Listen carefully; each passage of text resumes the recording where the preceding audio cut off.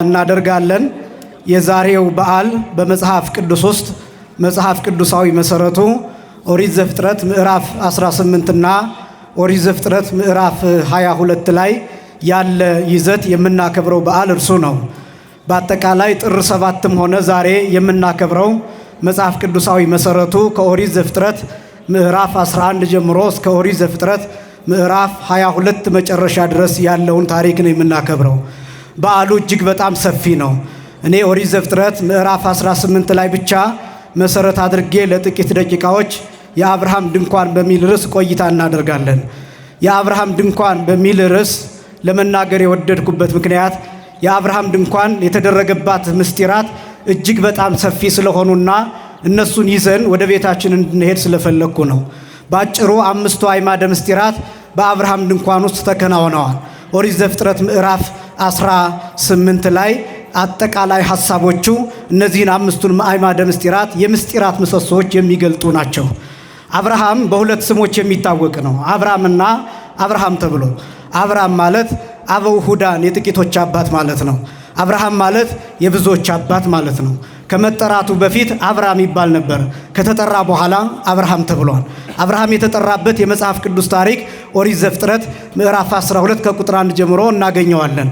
አባቶቻችን እንደሚነግሩን አብርሃም ከጥንት ከቅድመ አያቶቹ ጀምሮ የጣዖት አምላኪ ቤተሰብ የነበረ ሰው ነው። እንደሚታወቀው ለምሳሌ ሴሩህ ተብሎ የሚጠራ የአብርሃም ቅድመ አያት የነበረው ጣዖት ያመልክ የነበረ ሰው ነው። ይህም ጣዖት ማምለክ የጀመረበት ምክንያት አንድ ብኑ የሚባል እጅግ በጣም የሚወደው ልጅ ነበር ከእርሱ የማይለየው።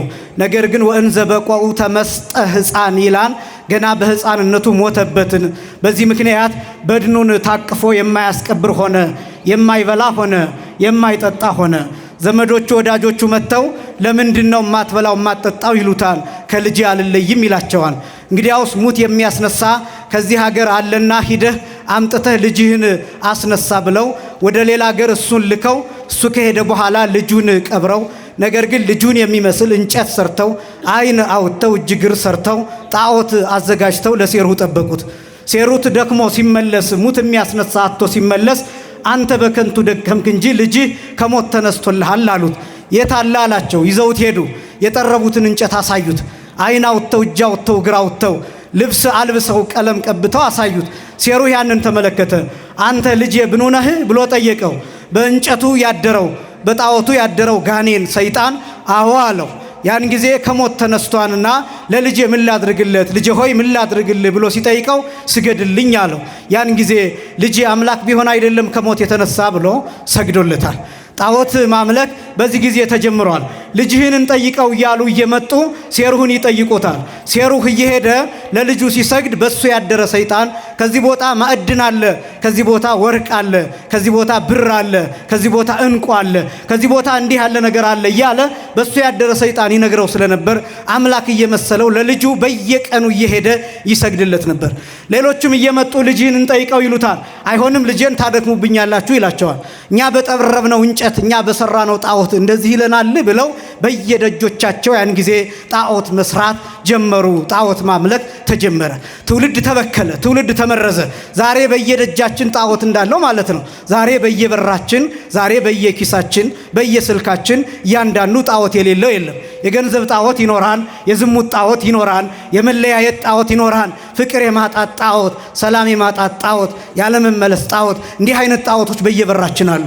ኃጢአት በየበሩ ሲገባ የተከበራችሁ ክርስቲያኖች ዘመናትን ወደ ኋላ መለስ ብለን ከተመለከትናቸው አሁን ያለው ብቻ አይደለም አዲስ የሚባለው ድሮም የነበረ ነው። አባቶቻችን ያኔ ስልክ ስላልነበረ፣ ኮምፒውተር ስላልነበረ፣ አይፓድ ስላልነበረ፣ እንዳሁኑ ያሉ የቴክኖሎጂ መሳሪያዎች ካሜራዎች ስላልነበሩ እንጨት ጠርበው ነበር የሚያመልኩት። አሁን እኛ እንጨቱን ቆንጆ አድርገን ጠርበን በስልክ ጣዖት እናመልካለን። ልዩነቱ የአሁኑ እንጨት ያምራል። የአሁኑ እንጨት በስልክ መልክ ነው የመጣው። ስለዚህ ካሜራ ይቀርጻል፣ ሁሉ ነገር አለው፣ ይናገራል፣ ያወራል፣ ይጽፋል፣ ያነባል፣ ያስነብባል። ይሄ ስላለው በጣም የተሻለን ይመስለናል እንጂ ልክ እንደዚያ ዘመን ጣዖት በየመንገዳችን በየደጃችን ሰርተን እያመለክን ነው። እግዚአብሔር ከዚህ ሁላችንንም ይጠብቀን። ከዚህ ጣዖት አምልኮ ይህን ትውልድ እንዲያወጣልን የአምላካችን ቅዱስ ፈቃድ ይሆንልን። ከዚህ በኋላ ሴሩህ ናኮርን ወለደ። ናኮር ታራን ወለደ። ታራ አብርሃምን ወለደ። ይህ ጣዖት ሲያያዝ ከአብርሃም ደረሰ። አብርሃም አባቱ የሚሰራውን ጣዖት እንዲሸጥ ወደ ገበያ ይልከው ነበር። አብርሃም ጣዖት ተሸክሞ ወደ ገበያው ይሄዳል። መንገድ ላይ ሲደርስ ጣዖቱን ይጠይቀዋል። ርቦኛል አብላኝ ይለዋል። ጠምቶኛል አጠጣኝ ይለዋል። ያም ባይሆን ጨዋታ ሐዘን ይከፍላልና አጫውተኝ ይለዋል። አናግረኝ፣ ድምፅ አውጣና አናግረኝ፣ አጫውተኝ፣ ብቻዬን ነኝ ይለዋል። ዝም ይለዋል። ይሄድና ገበያ ሲደርስ አብርሃም ከፍ ያለ ቦታ ሆኖ ድምፁን አሰምቶ ይናገራል። ዓይን እያለው ማያይ፣ ጆሮ እያለው ማይሰባ፣ አፍ እያለው ማይናገር፣ እጅ እያለው ማይደስስ፣ እግር እያለው ማይሄድ አምላክ አለላችሁ ግዙ ብሎ አብርሃም አሰምቶ ይናገራል። አብርሃም አስቀድሞ ይህንን ተረድቷል። በጣም ብዙዎቹ ይህንን ሲሰሙ ምን አይነት ጅል ነው፣ ምን አይነት ሞኝ ነው፣ እሱ የሚሰድበውን አምላክ ማን አምላክ ብሎ ይገዛዋል፣ እሱ የሚያራክሰውን ዕቃ ማን ይገዛን ብለው ነገሩን እንደዋዛ ያዩበት ነበር። አብርሃም ጣዖቱ ሳይሸጥለት ተመለሰ። ወደ መንገድ ሲደርስ አሁንም ጠየቀው። ርቦኛል አብላኝ፣ ጠምቶኛል አጠጣኝ፣ ያም ባይሆን ጨዋታ ሐዘን ይከፍላልና አጫውተኝ አለው። ያን ጊዜም ዝም አለው። አብርሃም አንድ ሐሳብ አሰበ። እንዲያውስ ይሄ ባገላብጠው እንጨት አይደለምን? በዕለተ ሰሉስ ማክሰኞ ቀን እንደማንኛውም የተፈጠረ የዛፍ ቁራጭ አይደለምን? ስለዚህ ለምን አልሰብረውም ብሎ አብርሃም ከላይ ድንጋይ ከታች ድንጋይ አድርጎ ጣዖቱን ቀጥቅጦ ሰበረው። የአብርሃም ተርኒንግ ፖይንት የሚባለው በእናንተ ቋንቋ የመታጠፊያ ቦታ የሚባለው ይሄ ነው። አብርሃም ከዚህ ሰዓት ጀምሮ መጠየቅ ጀመረ። ማን ነው አምላክ ማለት ጀመረ። ማን ነው ፈጣሪ? ማን ነው የማይሰበር በእንጨት በድንጋይ ሲቀጠቅጡት የማይቀጠቀጥ ሲገሉት የማይሞት ማን ነው? ዓይን ካለው ማየት የሚችል፣ እጅ ካለው ደግሞ መዳሰስ የሚችል፣ እግር ካለው መሄድ የሚችል አምላክ የትኛው ነው? ስለዚህ ምን አይነት አምላክ? እኔ የፈጠረኝ ማን ነው? ከኔ የሚበልጠው እኔ ቀና ብዬ ላየው የማልችል ማን ነው? አብርሃም ከዚህ ሰዓት ጀምሮ አምላኩን መመራመር ጀመረ፣ መጠየቅ ጀመረ። ሁሉን ፍጥረት ተመለከተ። ፀሐይን አያት፣ ደመናን ተመለከተ፣ ተራራውን አየ፣ ውሃውን አየ፣ እሳቱን አየ፣ ነፋሱን አየ። ለማሳጠር እነዚህን ሁሉ ተመለከታቸው። ግን ሕጸጽ አለባቸው፣ ጉድለት አለባቸው። ፀሐይዋ ትገባለች፣ ጨለማ ይሆናል። ተራራውም እንዲሁ አይንቀሳቀስም፣ አይናገርም። ውሃም እንዲሁ የወሰዱበታ ይወስዳል፣ እሳትም እንዲሁ በውሃ ያጠፉታል። ሁሉም ነገር ሕጸጽ አለው፣ ጉድለት አለው። ስለዚህ አምላክ ማን ነው ብሎ አብርሃም ጠየቀ። ፀሐይን ተመለከታት። ምናልባት የዚህ ፀሐይ አምላክ ይሆናል አምላክ ያለና እንዲህ የሚል ቃል አወጣ። አምላከ ፀሐይ ተናበበኒ፣ የፀሐይ አምላክ ሆይ አናግረኝ ሲል ያን ጊዜ አብርሃም አብርሃም የሚል ድምፅ ከሰማይ መጣ። ክብርና ምስጋና ለአምላካችን ይሁን። አብርሃም አብርሃም የሚል ድምፅ።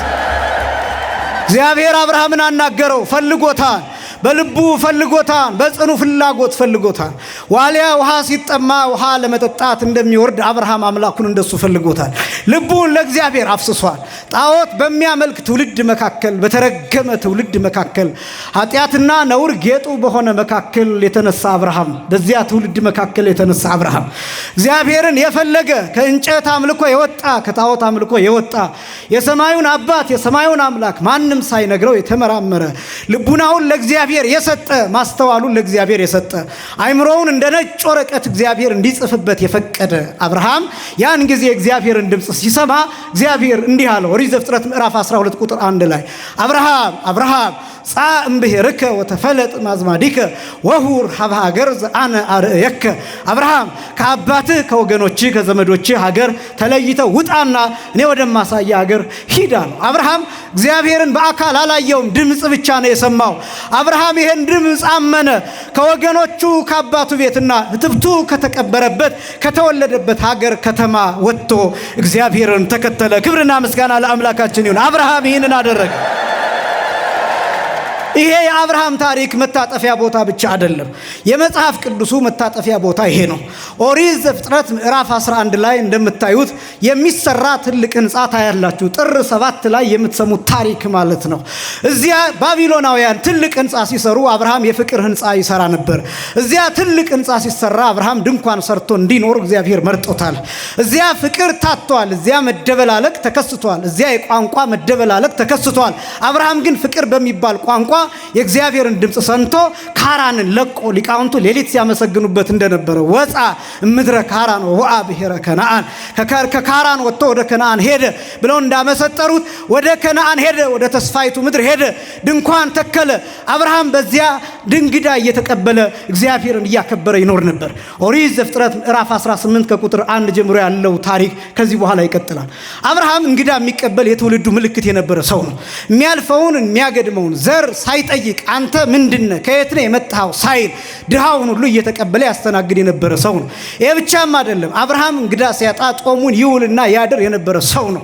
ነገር ግን ረጅሙ ጊዜ ለ3 ቀናት አብርሃም ምንም ሳይበላ ምንም ሳይጠጣ በቆየባቸው ጊዜያት 3 ሰዎች እንደመጡ በአብርሃም ቤት ደጃፍ በመምሬ አድባር ዛፍ ላይ ቀትር ላይ እንደተገለጡ ይናገራል። ይሄን ባብራራ እጅግ በጣም ሰዓት ይፈጅብኛል። ግን ቀትር የምትለዋን ብቻ ልንገራችሁ። ለምንድነው ቀትር እግዚአብሔር የተገለጠለት? ቀትር ላይ ቀትር ማለት 6 ሰዓት ማለት አዳም ዕፀ በለሱን የበላበት ሰዓት ነው።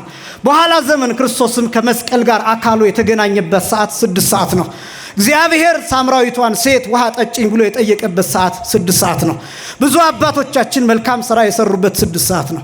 በአንጻሩ የቀትር ጋኔን የሚባል ታውቁ እንደሆነ አጋንንት የሚርመሰመሱበት እባብ የሚቆምበት የሚንቀዘቀዝበት ሰዓት 6 ሰዓት ነው። ቀትር ነው። ቀትር ላይ ፀሐይ አናት ላይ የሚወጣበት ሐሞት የሚበተንበት ጉልበት የሚዝልበት የፀሐዩ ሙቀት የሚያስጨንቅበት ሰዓት ነው። ቀትር ሲሆን ሰዎች በየቤታቸው ክትት ብለው ቁጭ ጸጥ የሚሉበት ሰዓት ነው። ቀትር ምንም ያልነበረበት እግዚአብሔር የተገለጠልን በዚህ ሰዓት ነው። በመምሬ አድባር ዛፍ ስር ቀትር በሆነበት ሰዓት፣ ሲኦል ውስጥ በነበርንበት ሰዓት፣ እሳት ውስጥ በነበርንበት ሰዓት፣ በአጋንንት እግር እየተጠቀጠቅን እየደቀቅን በነበርንበት ሰዓት፣ ልጅነት ባጣንበት ራቆታችንን በሆንበት ክብር ባልነበረበት ሰዓት፣ ቀትር በሆነ ሰዓት ጌታንን ምስጢር የሚያሳይ ነው። ቀትር ላይ የተገለጡ 3 ሰዎች ይላል መጽሐፍ ቅዱሱ። መላእክት አይደለም ይበሉ፣ ልብ በሉ። ኦሪት ዘፍጥረት ምዕራፍ 19 ከቁጥር 1 ጀምሮ ግልጽ አድርጎ 2ቱ መላእክት ብሎ ይናገራል። ኦሪት ዘፍጥረት ምዕራፍ 18 ከቁጥር 1 ግን 3 ሰዎች ብሎ ነው የሚገልጠው። ለምንድነው 3 ሰዎች ብሎ የሚገልጠው ቢባል በኋላ ዘመን ከ3ቱ አካላት አንዱ አካል እግዚአብሔር ወልድ በተለየ አካሉ ከድንግል ማርያም ከስጋዋ ስጋ ከነፍሷ ነፍስ ነስቶ ሰው ሆኖ እንደሚገለጥ ለማሳየት ነው። ታዲያ 3ቱ ሁሉ ሰው መስለው የታዩት ለምንድን ነው ቢባል ፈቃድ የ3ቱ ነውና። ቅዱስ ኤፍሬም ሲናገር ምን አለ? እስመ በፈቃዱ ወበስምረቱ ወመንፈስ ቅዱስ መጻ ወአዳነን። በእርሱ ፈቃድ በአባቱ ፈቃድ በመንፈስ ቅዱስ ፈቃድ መጥቶ ሰው ሆኖ አዳነን የሚለውን ምስጢር ለማሳየት 3ቱም ሰው መስለው ታይተዋል። በጣም አስደናቂ ነው። ይሄ ምስጢረ ሥላሴ ተብሎ ይገለጣል። በዚህ በኦሪት ዘፍጥረት ምዕራፍ 18 በአብርሃም ድንኳን እነዚህ 5ቱ አዕማደ ምስጢራት ተገልጠዋል። ይህ ምስጢረ ሥላሴ ይባላል። የሶስትነት ምስጢር ማለት ነው። የሥላሴ አንድነት ሶስትነት ምስጢር ማለት ነው። ይህ ተገልጧል።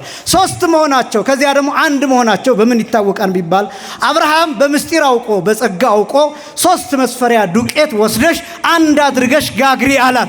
ሳራ 3 መስፈሪያ ዱቄት ወስዳ አንድ ቂጣ አድርጋ ጋገረችው። 3 መስፈሪያ የሶስትነት አንድ መሆኑ የአንድነት ምሳሌ ምስጢረ ሥላሴ ተገለጠ። ክብርና ምስጋና ለአምላካችን ይሁን። የመጀመሪያው ይሄ ነው። ሁለተኛ በዚህ በኦሪት ዘፍጥረት ምዕራፍ 18 በአብርሃም ድንኳን ምስጢረ ስጋዌ ተገልጧል። ምስጢረ ስጋዌ ማለት ሰው የመሆን ምስጢር ማለት ነው። የሰውነት ምስጢር ማለት ነው። በጣም ትልቅ ጉዳይ እንደሆነ የምነግራችሁ ሥላሴ ለአብርሃም የተገለጡበት ዋና ምክንያት ዓላማቸው ለአብርሃም እንግዳ መሆን ብቻ አይደለም። ለአብርሃም እንግዳ መሆን ብቻ ሳይሆን እንግዳ የሆነውን የወደፊቱ ልደት መናገር ነው። በማን በኩል? በይስሐቅ በኩል። ከይስሐቅ ይሰመይ ለከ ዘር ብሎ እንደተናገረው ከይስሐቅ ዘር ይወጣልህ ተብሎ እንደተነገረው የይስሐቅ ልደት በጣም አስደናቂ ነው። የይስሐቅ ልደት ካረጁ ካፈጁ በኋላ የተወለደ ነው ይስሐቅ። ይህም ምስጢረ ስጋዌ ለመናገር ነው። ለምን? ከይስሐቅ ክርስቶስ እንደሚገኝ ለማጠየቅ። ዋናው ብስራት፣ ዋናው የምስራች፣ ዋናው ደስታ፣ ዋናው ዓላማው ይስሐቅ ይወለዳን አይደለም። ይስሐቅ የሆነው ደስታ የሆነው ክርስቶስ በኋላ ዘመን ከድንግል ማርያም እንደሚወለድ ከአብርሃም ዘር እንደሚወለድ ለመናገር ይህንን በዓል ነው የምናከብረው። ክብርና ምስጋና ለአምላካችን ይሁን። ይህንን በዓል ይህንን ልዩ ምስጢረ ስጋዌ ተብሎ ይጠራል። እንዲያውም ከ3ቱ አንዱ ተመልሶ አመ ከመዮም ገበሃ ቤከ የዛሬ ዓመት እንደ ዛሬው ነው የሚለው። ከብዙ ሺህ ዓመታት በኋላ ማለት ነው። እንደ ዛሬው የሚለው ቃል ልክ እንዲህ 3ቱ አካላት 3 ሰዎች በአብርሃም ቤት እንደተገለጡ አብ ለማጽናት፣ ወልድ በተለየ አካሉ ከስጋዋ ስጋ ከነፍሷ ነፍስ ነስቶ ለመዋሃድ የእግዚአብሔር ልጅ ክርስቶስ ለመባል፣ መንፈስ ቅዱስም ለመክፈልና ለማዋሃድ በድንግል ማርያም ማህፀን ከአብርሃም ዘር ከተገኘችው ከድንግል ማርያም ማህፀን የአብርሃም ድንኳን ተብላ በተገለጠችው በድንግል ማርያም ማህፀን ሃይመተ አብርሃም ተብላ በመትጠራዋ የአብርሃም እርሻ ተብላ የምትጠራዋ የአብርሃም ተስፋ የአብርሃም ትንቢት ተብላ የምትጠራዋ ከመቤታችን እንግዳ ሆነው ሶስቱም እንደሚገኙ ለማሳየት ምስጢረ ሥጋዌ ለመግለጥ ሶስት ሰዎችን መስለው ሥላሴ በአብርሃም ቤት ተገኙ። ይህ ሁለተኛው ምስጢረ ሥጋዌ ነው። በዚህ በኦሪት ዘፍጥረት ምዕራፍ 18 በአብርሃም ድንኳን ሶስተኛ ምስጢረ ጥምቀት ተገልጧል። ምስጢረ ጥምቀት ማለት የጥምቀት ምስጢር ነው። አስደናቂ ነው። አብርሃም ልክ በመምሬ አድባር ዛፍ ስር ሶስቱን ሰዎች ሲመለከታቸው ወይም ሶስት ሰዎችን መስለው የተገለጡትን አብን፣ ወልድን፣ መንፈስ ቅዱስን ሲመለከት ጌቶቼ አለ ውሃ ላምጣና እግራችሁን ታጠቡ አላቸው። ይሄ ምስጢረ ጥምቀትን የሚያሳይ ነው። በነገራችን ላይ በጣም አስደናቂ ነው። ይሄን የት እንደምታገኙት ልንገራችሁ። ኦሪት ዘፍጥረት የዮሐንስ ወንጌል ምዕራፍ 13 ላይ ጌታችን መድኃኒታችን ኢየሱስ ክርስቶስ ራሱ ተንበርክኮ የደቀ መዛሙርቱን እግር ያጠበበትን ምስጢር ትመለከታላችሁ። ጌቶቼ እግራችሁን ታጠቡ። ልብ በሉ፣ ተጠንቅቃችሁ ስሙኝ። ሥላሴ ተጠመቁ እያልኳችሁ አይደለም። ምስጢረ ጥምቀትን ግን አስቀድመው እንዳሳዩ እየነገርኳችሁ ነው። ይህስ በምን ይረጋገጣል ካላችሁኝ ጌታችን መድኃኒታችን ኢየሱስ ክርስቶስ በተጠመቀበት ጊዜ አብ በደመና ሆኖ ይህ የምወደው ልጄ ነው ብሎ መስክሯል። መንፈስ ቅዱስም በርግብ አምሳል ወርዶ በራሱ ላይ አርፎ መስክሯል። ራሱ ወልድም በክበበ ትስብእት ተገልጦ ተጠምቋል። ሶስቱም አካላት ያን ምስጢር አስቀድመው በአብርሃም ድንኳን ገለጡት። ክብርና ምስጋና ለአምላካችን ይሁን። ይሄ ብቻም አይደለም። ይሄ ብቻ ሳይሆን ጥምቀት በሶስቱ ስም እንደሚፈጸም ለማጠየቅ ጌታ በማቴዎስ ወንጌል ምዕራፍ 28 ቁጥር 19 ላይ ወእንዘ ታጠምቅዎሙ በሉ በስመ አብ ወወልድ ወመንፈስ ቅዱስ፣ ስታጠምቋቸውም በአብ በወልድ በመንፈስ ቅዱስ ስም እያላችሁ አጥምቋቸው አለ። ሥላሴ አስቀድሞ በአብርሃም ድንኳን ምስጢረ ሥላሴን እንደ እሳት አቀጣጠሏት። ምስጢረ ጥምቀትን እንደ እሳት አቀጣጠሏት። ያቺ ምስጢር ውስጥ ለውስጥ መታ በሐዲስ ኪዳን ለሁላችን ተገለጠች። ክብርና ምስጋና ለአምላካችን ይሁን። ሶስተኛ ምስጢረ ጥምቀት በዚህ በኦሪት ዘፍጥረት ምዕራፍ 18 ላይ ተገልጧል በአብርሃም ድንኳን። አራተኛ ምስጢረ ቁርባን ተገልጧል። ይህም ደግሞ አስደናቂ ነው። አስቀድሜ እንደገለጥኩት አብርሃም ይጠይቃል። ቁራሽ እንጀራ ላምጣላችሁና ልባችሁን ደግፉ ይላል። ይህ በጣም የሚያስደንቅ ነው። ቁራሽ እንጀራ ላምጣላችሁና ልባችሁን ደግፉ ይላል። ይህን የሚላቸው ለሥላሴ ነው። እንዲያውም መጽሐፍ ቅዱሱ በሉ ብሎ ነው የሚገልጠው። ለምን በሉ እንደሚባል ታውቃላችሁ? የእኛ መተርጉማን እንዲህ ይላሉ። አሁን ሥላሴ በሉ ማለት እሳት ቅቤ በላ እንደማለት ነው ይላሉ። ቅቤን ወደ እሳት ብታቀርቡት ያቀልጠዋል እንጂ አይበላውም፣ አያነደውም፣ አያቃጥለውም፣ ግን ያቀልጠዋል። ሥላሴም በሉ የሚል አይነገርላቸው። እንኳን ለሥላሴ ለመላእክትም አይነገርላቸው። እንኳን ለመላእክት ለነፍስም ለብቻዋ አይነገርላትም። እንኳን ለነፍስ ይቅርና ቅዱሳንም ከበቁ በኋላ ህብስት ሰማያዊ ይሰጣቸዋል፣ ጽዋ ሰማያዊ ይሰጣቸዋል። ያም ባይሆን እንዲሁ በጸሎት ይኖራሉ። እንኳን ለሥላሴ ቀርቶ ማለት ለሰዎች እንኳን። ነገር ግን በሉ የሚለው ልባችሁን ደግፉ የሚለው ቁራሽ የሚለው ምን እንደሚያሳይ ታውቃላችሁ? በሐዲስ ኪዳን የሚገለጠውን የጌታን ቅዱስ ሥጋና ክቡር ደም የሚያሳይ ነው። ልባችሁን ደግፉ የሚለው ቃል ምን እንደሆነ ታውቃላችሁ? እኔና እናንተ ስንቆርብ የሥላሴን ልብ እንደግፋለን። እንደዚህ ስላችሁ ደም የሚረጭ ልብ አላቸው ማለት አይደለም። ልብነታቸው፣ አዋቂነታቸው፣ የሁሉ የበላይ መሆናቸው፣ ርኅራኄያቸው ይሄ ልብ ተብሎ ይገለጣል። ሐሳባቸው ልብ ተብሎ ይገለጣል። አስተውሎታቸው ልብ ተብሎ ይገለጣል። አምላክነታቸው ራሱ ልብ ተብሎ ይገለጣል። ይሄን ማወቅ ይገባል። ልባቸውን መደገፍ ማለት ግን እግዚአብሔርን ደስ ማሰኘት የሚቻለው ቅዱስ ሥጋውንና ክቡር ደሙን በመቀበል ነው። ቁራሽ ነው። ይህንን ደግሞ ጌታ እንዴት እንዳረጋገጠው ልንገራችሁ። የሉቃስ ወንጌል ምዕራፍ 24 ቁጥር 31 ላይ ብትመለከቱ የኤማሁስን መንገደኞች ተከትሏቸው ወደ ቤታቸው ይገባል። ማዕድ ይቀርባል። ከዛ ጌታ እንዲህ ያደርጋል። የቀረበውን ማዕድ ይባርክና ይቆርሳል። ከዛ ቁራሹን ይሰጣቸዋል። ያን ጊዜ ምን ይሆናል? ዓይናቸው ይፈታል። ከዚያስ እነዚያ ሰዎች እንደገና ተመልሰው ወደ ኢየሩሳሌም ሄዱ። ያ ቁራሽ ቅዱስ ሥጋውና ክቡር ደሙ ነው። ያ ቁራሽ በዚህ የሚሰጠው ዕለት ዕለት የጌታችን የመድኃኒታችን የኢየሱስ ክርስቶስ ቅዱስ ሥጋና ክቡር ደሙ ነው። ክብርና ምስጋና ለአምላካችን ይሁን። ቁራሽ ሰጠን። የአብርሃም ድንኳን እቺ ቤተክርስቲያን ናት። እቺ ቤተክርስቲያን ይህንን ቁራሽ ዕለት ዕለት ትሰጣለች። የሥላሴን ልብ ትደግፍበታለች። ልብ በሉ። የሥላሴን ልብ መደገፍ ማለት እግዚአብሔርን ማስደሰት ማለት ነው። ሥላሴን ማስደሰት ማለት እግዚአብሔር ምን ይበላን ካላችሁኝ የእኛን ፍቅር ይበላል። እግዚአብሔር ምን ይጠጣን ካላችሁኝ የኛን ፍቅር ይጠጣን። የሰው ልጆችን ሰላም፣ የሰው ልጆችን አንድነት፣ የሰው ልጆችን በጎ ህብረት፣ የሰው ልጆችን አንድነትና ጉባኤ እግዚአብሔር ይበላል ይጠጣል። እግዚአብሔር ምን ደስ ያሰኘዋል ያላችሁኝ እንደሆነ የነፍሳት መመለስ፣ የሰው ልጆች መቁረብ፣ የኛ ንስሐ መግባት እግዚአብሔርን ብቻ አይደለም መላእክትንም ጭምር ደስ የሚያሰኛቸው ይሄ ነው። ልቡን ደግፉ፣ የሥላሴን ልብ ደግፉ። እንደዚህ ስላችሁ እንዳልኳችሁ ትርታ የሚመታ እንደኛ አይነት ልብ አለው ማለት አይደለም። እንዳትሰናከሉ ተጠንቀቁ። እግዚአብሔርን ግን በመቁረብ በቁራሹ ደስ አሰኙት። እግዚአብሔር በየደጃችን ተቀምጧል። በእያንዳንዳችን በር የመምሬ አድባር ዛፍ አለ። በዚያ ስር ሆኖ እግዚአብሔር ይጠራል። በመምህራን አድሮ ይጠራል። በሊቃውንት አድሮ ይጠራል። በሊቃነ ጳጳሳቱ ይጠራል። በቀሳውስቱ ይጠራል። በሊቃውንቱ ሌሊቱን ሙሉ በመሐሌት እግዚአብሔር እየጠራን ነበር። በእያንዳንዳችን የመምሬ አድባር ዛፍ ስር እግዚአብሔር ስለ ቸርነቱ ሽርኩት ብሎ እኛን ደጅ ይጸናል። ልክ ጌታውን እንደሚያከብር ውሻ ጌታም ዛሬም እኛን ይለማመጣል። እኛ በሄድንበት ቦታ ይከተላል። በወደቅንበት ሱስ ሁሉ ልጅ ሆይ ና እያለ ይጠራል። የሥላሴን ልብ ደግፉ። በገንዘብ አይደለም እምላችሁ፣ ህንፃ በመስራት አይደለም እምላችሁ፣ በብዛትም አይደለም እምላችሁ፣ በቁጥርም አይደለም እምላችሁ። ንስሐ በመግባት የሥላሴን ልብ ደግፉ። የሥላሴን ልብ በቁራሽ ደግፉ። ስጋውን ደሙን በመቀበል ደግፉ። ይህ ምስጢረ ቁርባን ይባላል። የመጨረሻው ምስጢረ ትንሣኤ ሙታን ነው። አምስተኛው በዚህ በኦሪት ዘፍጥረት ምዕራፍ 18 እና በአብርሃም ድንኳን የመጨረሻው ትንሣኤ ሙታን ተገልጧል። ይሄ ደግሞ ትንሽ ጠንከር ሊል ይችላል። በደንብ ስሙኝ እንዴት ትንሣኤ ሙታን እንደተገለጠ። ትንሣኤ ሙታን ማለት የሙታን ትንሣኤ ማለት ነው። የሙታን ትንሣኤ ማለት ባጭሩ ትንሣኤ የሚባለው አንድ ነገር አበቃለት፣ አለቀ፣ ደቀቀ ከተባለ በኋላ የሚነሳ የሚለመልም የሚያቆጠቁጥ ማለት ነው። ትንሣኤ ማለት እንደሱ ነው። ትንሣኤ ከመቃብር መውጣት ብቻ አይደለም ትርጉሙ። ትንሣኤ ባሉበት በሕይወት ከሞቱበት መነሳት፣ በበደል ከሸተቱበት ሽታ፣ ከከረፉበት ክርፋት፣ በኃጢአት ከወደቁበት የሱስ መቃብር መነሳት ማለት ነው። ትንሣኤ ሙታን የሚባለው ይሄ ነው እንጂ ከመቃብር መውጣት ብቻ አይደለም። ትንሣኤ ሙታን የሚባለው የተገለጠበት ሐዋርያው ቅዱስ ጳውሎስ ሮሜ ምዕራፍ 4 ላይ የትንሣኤ ማስረጃ አድርጎ ሳራን ጠቅሷታል። እኔ በጣም ይገርመኛል። ሳራን የትንሣኤ ሙታን ወይም የሙታን መነሳት ማረጋገጫ አድርጎ ጠቅሷታል። ለምን እንደሆነ ታውቃላችሁ?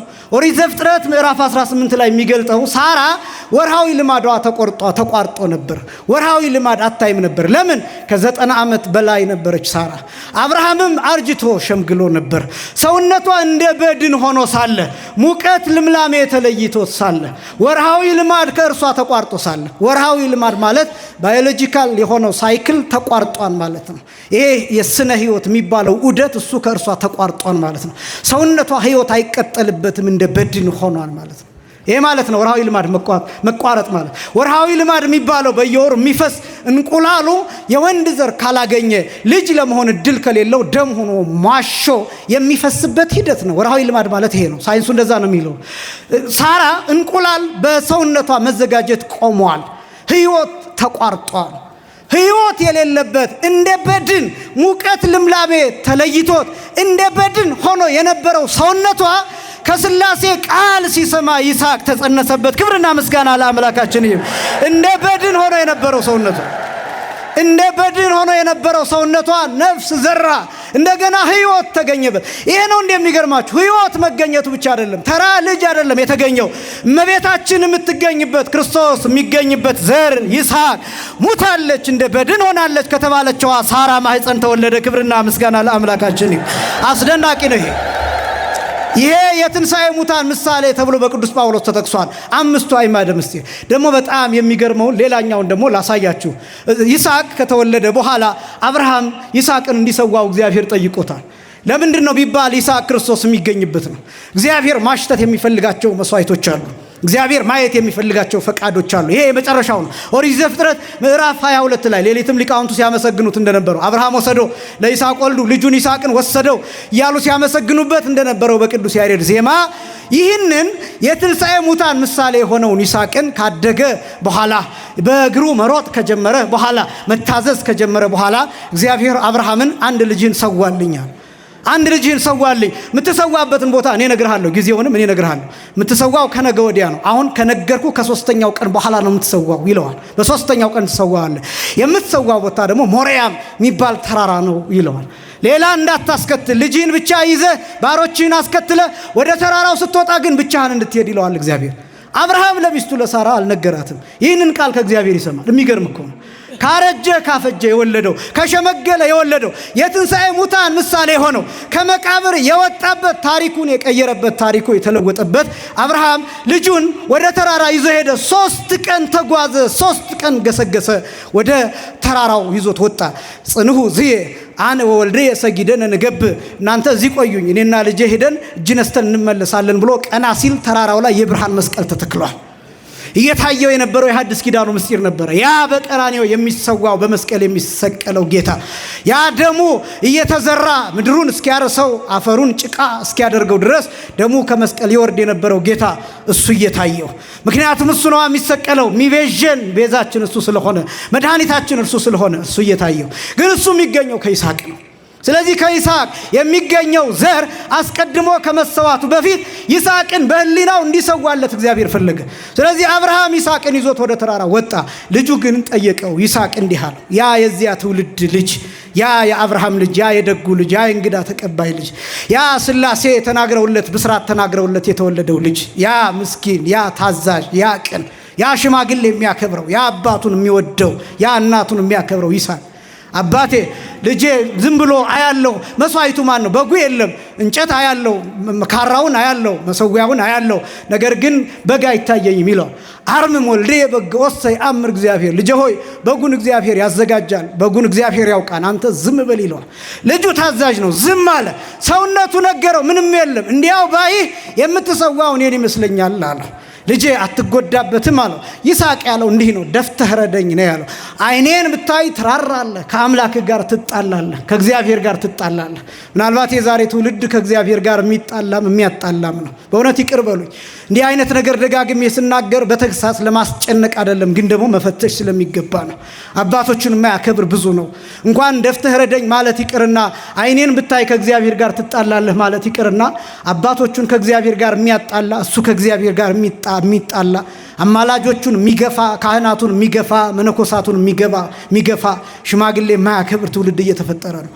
ተሳዳቢ ትውልድ፣ ተራጋሚ ትውልድ፣ ከአንደበቱ ጥሩ የማይለቀም በረከት የማይወጣ ስድብ ጀግንነት የሚመስለው፣ ትችት ጀግንነት የሚመስለው፣ ትችት ታሪክ የሚመስለው እንዲህ አይነት ትውልድ እየተፈጠረ ነው።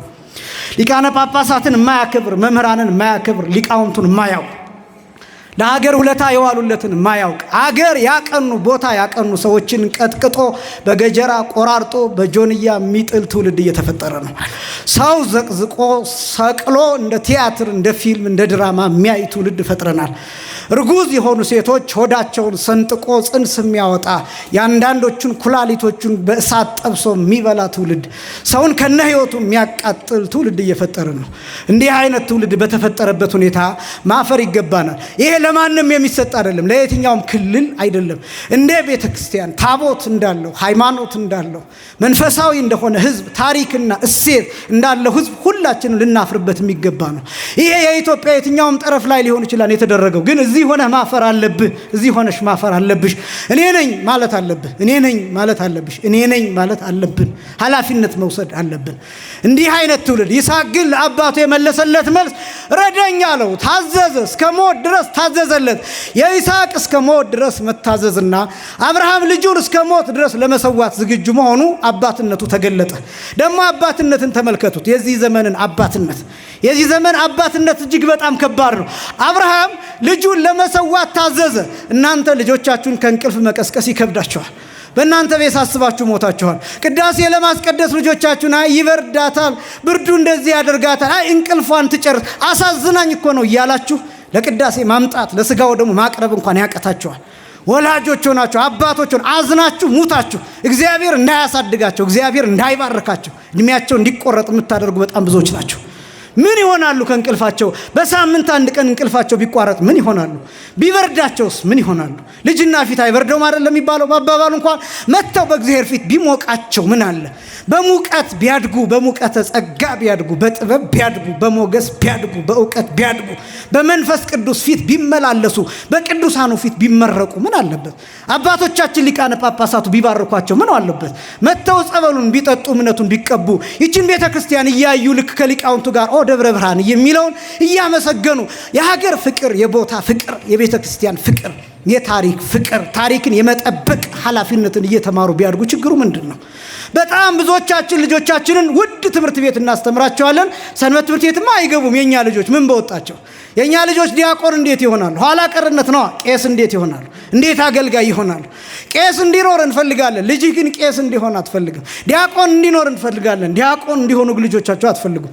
ሰንበት ተማሪዎች እንዲኖሩ ትፈልጋላችሁ፣ ግን ልጆቻችሁ ሰንበት ተማሪ እንዲሆኑ አትፈልጉም። የቆሎ ተማሪው ይሄ መምህሩ ያቋቋሙ የድጓው መምህር የሸተተ እንጀራ እየበላ ይማራል። በምን ኃላፊነቱ ነው? ምን አይነት ዕዳ የብቻው አለበት? ምን አይነት ዕዳ አለባቸው? እነ ሊቀ ሊቃውንት የኔታ ነብዬ ልዑል እየተቆራመቱ የሚያስተምሩት እየለመኑ ተማሪዎቻቸውን የሚያስተምሩት የተለየ የሀገር ዕዳ ያለባቸው ይመስላችኋል? የተለየ የቤተክርስቲያን ዕዳ ያለባቸው ይመስላችኋል? አንዳንድ ነገሮችን እንዴት እንደረሳን ይታያችኋል። እናንተ እዚህ ትመጡና ሰዓቱን ወሰዱብን ብላችሁ እኛን ትችታችሁ ትሄዳላችሁ። ግን እኛ እድሜ ልካችንን እንማራለን። በምንም መልኩ እኛ እንኳን ትንሽ አምልጠናል። ግን አሁንም ድንጋይ ላይ ተቀምጠው እየተቃጠሉ የሚያስተምሩ መምህራን አሉ። ዛፍ ስር የሚያስተምሩ ከተማሪዎቻቸው ልመና ኮቸሮ ደረቅ እንጀራ እየበሉ የሚያስተምሩ መምህራን አሉ። እናንተ ይቺ ሰዓት ታሰለቻቸዋለች። ሊቃውንቱስ ዘመናቸውን ሙሉ እድሜያቸውን ሙሉ ተቃጥለው ይኖራሉ። ምን አይነት ዕዳ አለባቸው ብቻቸው? አባትነት እንደዚህ ነው። ወላጅነት እንደዚህ ነው። ልጆቻችሁን አምጧቸው። አብርሃም ይስሐቅን ለመሰዋት ወስኖ ወደ ተራራ ወሰደ። እናንተ ግን በምንም አይነት ደቂቃ መስዋዕት ማድረግ ከትምህርት ቤታቸው እንዲቀሩ አትፈልጉም። ከመዋዕለ ሕፃናት አንዲት ቀን እንዲቀሩ አይፈልጉም። ቤተክርስቲያን ግን አንድ ቀን እንዲሄዱ አትፈልጉም። እንዲህ አድርጎ ቤተክርስቲያን ማስቀጠል አይቻልም። እግዚአብሔር ለሁላችንም ማስተዋልን ያድለን። አብርሃም ይስሐቅን፣ ይስሐቅ አብርሃምን እንዲህ አለው። ያን ጊዜ አብርሃም በልጁ ላይ ወስኗልና አስሮ ደፍቶ አስተኛው። ያን ጊዜ ወቅለምቱን መዘዘ፣ ካራውን መዘዘ፣ በይስሐቅ አንገት ላይ አሳርፋለሁ ሲል ያን ጊዜ እግዚአብሔር ከሰማይ ተናገረ። አብርሃም አብርሃም ይታውርድ እዴከ ላዕለ ይስሐቅ ቁልኤ፣ አብርሃም ሆይ እጅህን በወዳጄ በይስሐቅ ላይ አታሳርፋለሁ። ዞር ብሎ ሲመለከት ነጭ በግ ተመለከተ። ክብርና ምስጋና ለአምላካችን። ነጭ በግ ተመለከተ። እግዚአብሔር የጠየቀንን ስናደርግ በየጎናችን ነጭ በግ ተዘጋጅቶ እናገኛለን።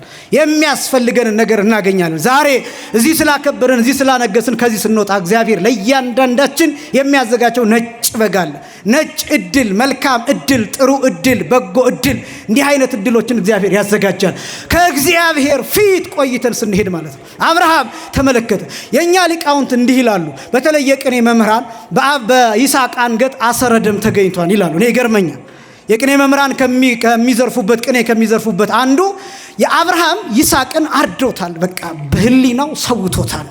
እንዲያውም መተርጉማን የሚሉትን ልንገራችሁ። የአብርሃም ልቡና መቃብር ነው ይላሉ። የአብርሃም ልቡና የይስሐቅ መቃብር ነው። ለምን?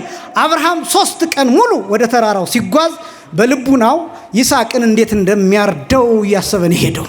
ደሙ ሲፈስ፣ ይስሐቅ ሲጓጉር፣ ይስሐቅ ሲጮህ፣ አንገቱን ሲበጥሰው፣ ከዛስ ብልቱን አውጥቶ ከታች እሳት አንድዶ እንጨቱ ሲቃጠል፣ ከዛስ ስጋው ሲፈነዳ ሲጮህ፣ ይሄን በህሊናው እያሰበን ሄደው። እግዚአብሔር ራሱስ ምን እንዳለ አይገርማችሁም? ለአብርሃም እንዲህ ያለው ምን እንደሆነ ታውቃላችሁ? አንድ ልጅህን ለኔ አልከለከልክምና ነው የሚለው። ምን ማለት ነው? አርደኸዋል ነው የሚለው። ሰውተኸዋል ነው የሚለው። ምን አደረገ እግዚአብሔር? በአብርሃም ህሊና የተሰዋውን ይስሐቅን አሸተተው። ይህንን አባ ሕርያቆስ መዓዛሁ ለይስሐቅ ብሎ ይገልጠዋል። የይስሐቅ የመስዋዕትነቱ ሽታ፣ የመስዋዕትነቱ መዓዛ፣ የመስዋዕትነቱ ጠረን ብሎ ይገልጠዋል። ለምን? ይስሐቅ በአብርሃም ህሊና ታርዷን ተሰውቷል። እግዚአብሔር በአብርሃም ያለውን ህሊና ውሳኔ ተመለከተ። አንድ ቃል እግዚአብሔር ለአብርሃም እንዲህ ብሎ ሰጠው። አማኔ ብዬ በራሴ ምያለሁ አለ እግዚአብሔር። በራሴ ማልኩ፣ እኔ ያልኩህን አድርገሃል፣ ልጅህንም አልከለከልክምና ከዚህ በኋላ ዘርህን እንደ ሰማይ ኮከብ እንደ ባህር አሸዋ አበዛዋለሁ አለና አንድ ቃል እንዲህ አለው። ኦሪት ዘፍጥረት ምዕራፍ 22 ቁጥር 18 ላይ የምድር አሕዛብ ሁሉ በዘርህ ይባረካሉ አለው። ክብርና ምስጋና ለአምላካችን ይሁን። እኛ የተባረክን ዘር ነን። እኛ የተባረክን የአብርሃም ዘሮች ነን። በግብር የተወለድን፣ በስራ የተወለድን፣ በስጋ አይደለም። በስራ የተወለድን ሥላሴ ልናከብር ሦስቱን እንግዶች ልንቀበል የመጣን በልባችን እንደ አብርሃም ድንኳን አድርገን ልባችንን እንደ አብርሃም ድንኳን ቆጥረን ሥላሴ በልባችን እንዲያድሩ እንዲስተናገዱ የመጣን ሰዎች ነን። 5ቱ አዕማደ ምስጢራት በልባችን ይከናወናሉ። 5ቱም የምስጢራት ምሰሶዎች እነዚህ የአብርሃም ድንኳን እነዚህ ምስጢራት የተከናወኑባት እንደሆነች እኛም ዛሬ ልባችንን፣ ሰውነታችንን፣ አእምሯችንን ሕይወታችንንና ማንነታችንን የአብርሃም ድንኳን አድርገን እንድንሄድ ያስፈልጋል።